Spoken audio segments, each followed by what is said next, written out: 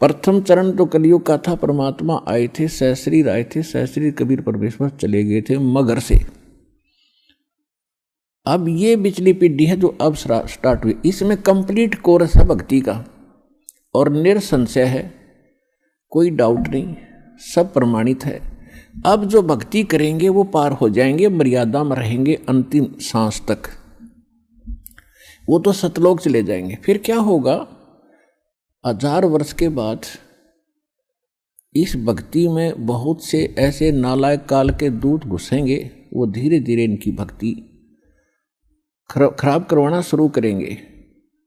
और उस समय जो सच भक्ति जितने समय वो कर चुके और उसके बाद मार्ग दिशा बदल ली, उनके साथ के बनेगी कि जैसे पुण्यात्माओं एक श्वास के मंत्र का जो इस दास से प्राप्त करके आप एक श्वास भी मंत्र का ले लेते हो सतनाम का, वैसे तो प्रथम मंत्र से ही आपकी गजब की कमाई शुरू हो जाती है, बहुत ज़्यादा बन जाती है। और यदि सतनाम का मंत्र भी आपने साल 2 साल 3 साल 4 वर्ष कर लिया और सारनाम ना भी मिला तो भी आपकी ढेर सारी कमाई बन जाती है। और फिर काल क्या करेगा, क्योंकि आपके पुण्य तो वो देगा, उसने तो ऊपर होटल बना रखे हैं, स्वर्ग महास्वर्ग, महास्वर्ग में और ज़्यादा टैक्स है देता है वो आपसे, आपके पुण्यों से, कहीं 20%, कहीं 25%, कहीं पर 10%, ऐसे उसने अपने टैक्स लगा रखे। और जो खर्चा आप खाते हो वो अलग है, वो तो आपकी पूंजी से होगा, तो आपको स्वर्ग महास्वर्ग में रख देता है। और वहां आपके पुण्य आपके साथ होते हैं।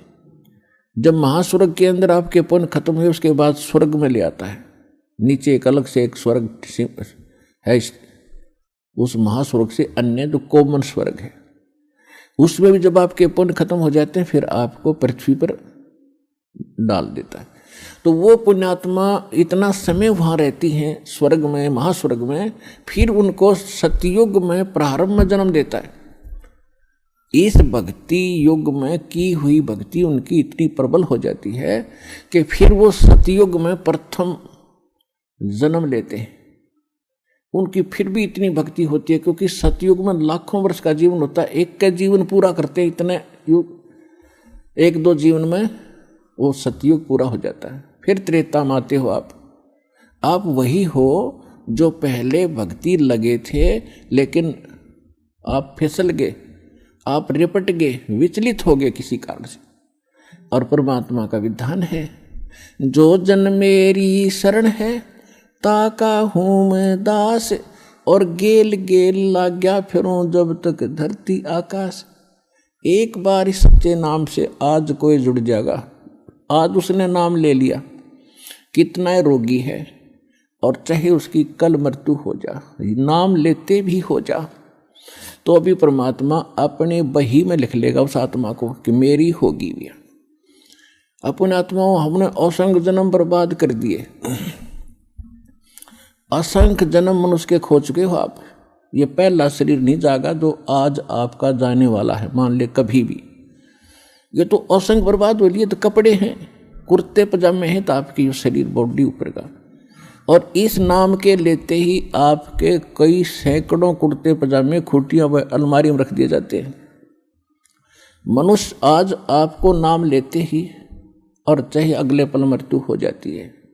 वैसे तो ऐसा नहीं होगा, जो सच्चे दिल से आते हैं उनको राहत मिलती है, उनका मनुष्य जीवन एक्सटेंड होता है, आयु भी बढ़ाता है परमात्मा। एक उदाहरण के लिए कहते हैं कि जो अविश्वास रूप में भी आकर नाम ले लिया, अब देखेंगे किसी के कहने से आते हैं रोगी बहुत से, तो कि देख लेते हैं एक बार चल कर, तो वो उनको भगवान वैसे उसको एक्सटेंड नहीं करेगा, उनका पता है कि इसको मैंने जीवन भी दे दिया, यू आगे फिर वो बकवाद करेगा।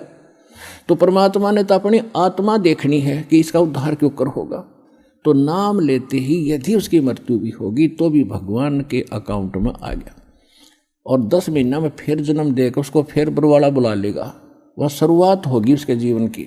तो यहाँ आने वाले व्यक्ति को हानि कति नहीं है, और कति ज्ञान सुनकर समर्पित होगा होगे तो आपकी कैंसर का बाप भी ठीक हो जा। भगवान किसे कहते हैं, वाह भाई वाह। यहां पर कम से कम लाखों भक्तों के कैंसर तक के रोग ठीक हो चुके, जिन्होंने समर्पित भाव से परमात्मा पर विश्वास करके नाम लिया और मर्यादा निभाई। क्योंकि दुखी आदमी मर्यादा खूब निभाता है, सुखी तक गड़बड़ कर देता है, समाज को गणा देकर उसने तो अपनी जान दिखाई देती है, तो उस पर जल्दी राजी हो है भगवान, जल्दी प्रसन्न होता है, उसका जीवन भी बढ़ावेगा और उसको रोग से मुक्त भी करेगा। लेकिन करेगा अपने हिसाब से, उसकी नीत देख के कि आगे कहीं और गड़बड़ ना कर देगी।